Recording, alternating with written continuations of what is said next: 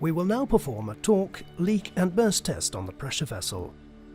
Every time a cylinder valve is installed or removed from the cylinder boss or bung, the boss is stressed by a torque wrench.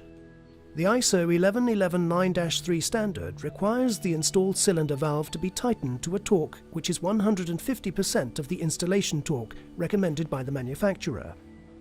Our maximum recommended installation torque is 120 Nm. It is thereby ensured that the welding of the boss has sufficient excess strength to withstand the abnormal over-torque situation should that occur. After reaching the test torque of 180 Nm, the valve is unscrewed. The boss threads are then visually inspected and must not show any damage. The valve is then reinstalled and tightened again to the test torque of 180 Nm.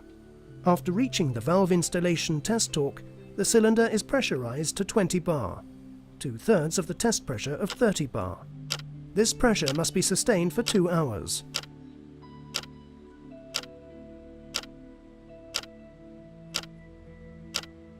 Afterwards, we will perform a leak test using leak spray. The cylinder must not show a leak greater than 1 bubble in 2 minutes. As you can see, there are no leaks coming from the cylinder boss assembly. To further demonstrate the strength of the connection between the boss and the liner, we perform a burst test after the torque and leak test.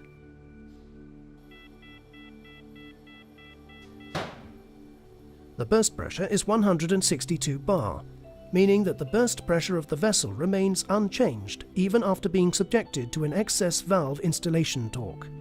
We have added the burst test to further challenge and prove the superior durability of our cylinders. Even when excess torque is applied to the valve and the boss connection, the burst strength and the leak tightness of the cylinder remains unchanged.